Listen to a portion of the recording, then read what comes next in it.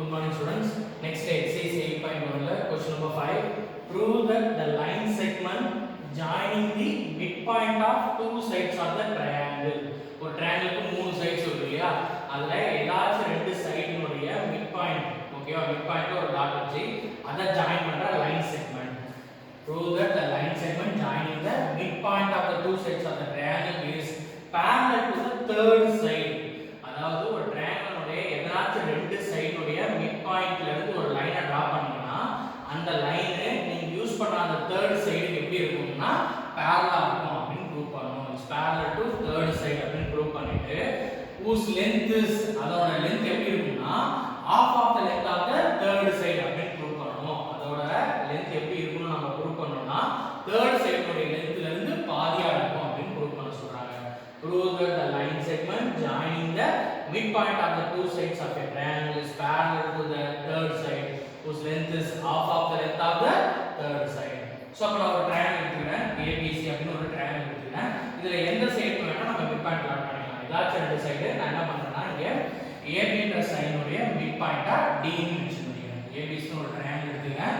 இங்க O-ன்றது என்ன எடுத்துக்கிறேன், ஆரிஜின் எடுத்துட்டு AB என்ற சைடுடைய midpoint-ஆ D ன்னும் AC என்ற சைடுடைய midpoint-ஆ E ன்னு எடுத்துக்கிறேன். சோ அப்ப இந்த ஒரு சைடு எடுத்துக்கிற midpoint-ஆ ஜாயின் பண்ற லைன் செக்மெண்ட் இதுதான். அதான் சொல்றாங்க the line segment joining the midpoint of the triangle. இந்த triangle-உடைய line segment.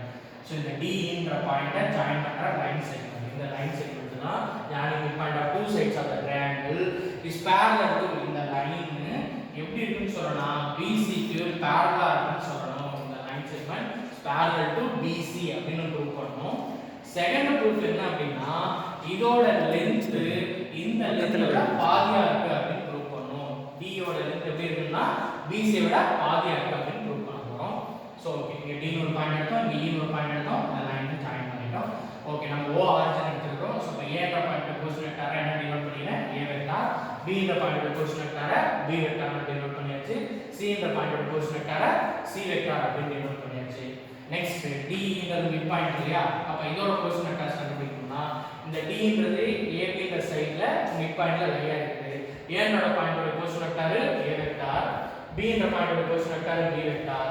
therefore D ன்ற பாயிண்டோட position vector OD vector is equal to mid பாயிண்ட்ல லையா இருக்கனால ரெண்டு வெக்டாரையும் ஆட் பண்ணி by 2. so A vector plus B vector by 2.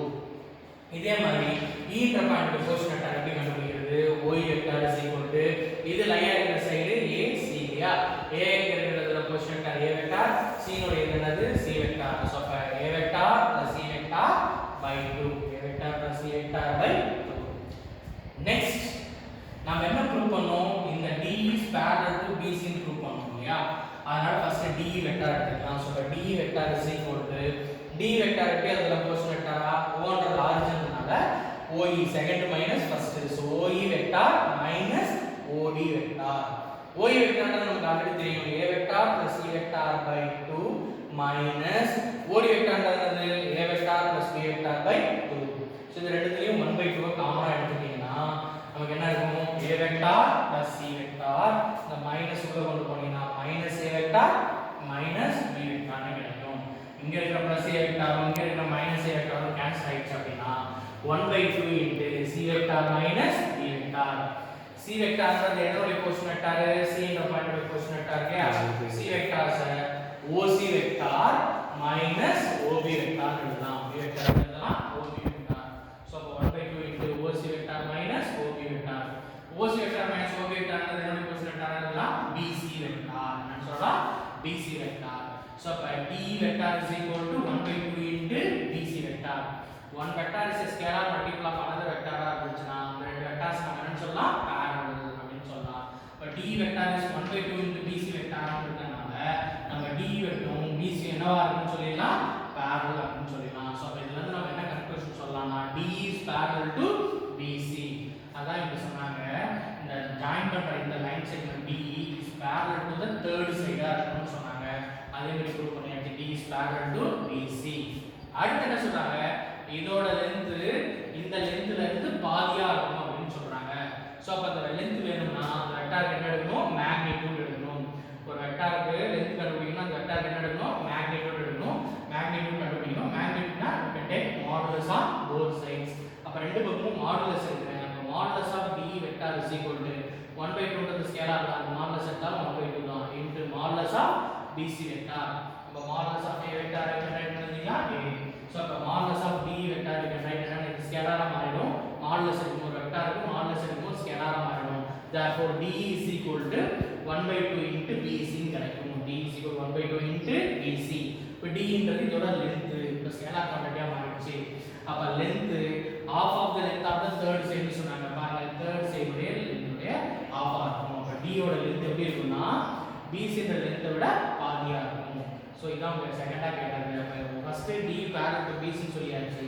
Second d ஓட length third side ஓட bc ஓட பாதியா இருக்கும் அப்படினு சொல்றோம். ப்ரூவ் பண்றோம். Next question number 6. Prove that the line segment joining the midpoint of the adjacent sides of the quadrilateral forms a parallelogram. ஒரு quadrilateral எடுத்துக்கலாம் first. அதாவது ABC ன்னு ஒரு quadrilateral எடுத்துங்க.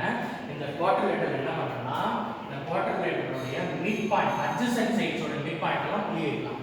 adjacent இப்ப AB ன்றது ABCD ன்றது ஒரு quadrilateral. அப்ப AB ன்ற சைடுல midpointல பாயிண்ட் வச்சு ஒரு புள்ளி எடுத்துக்கணும். adjacent சைடுனா அடுத்த சைடு.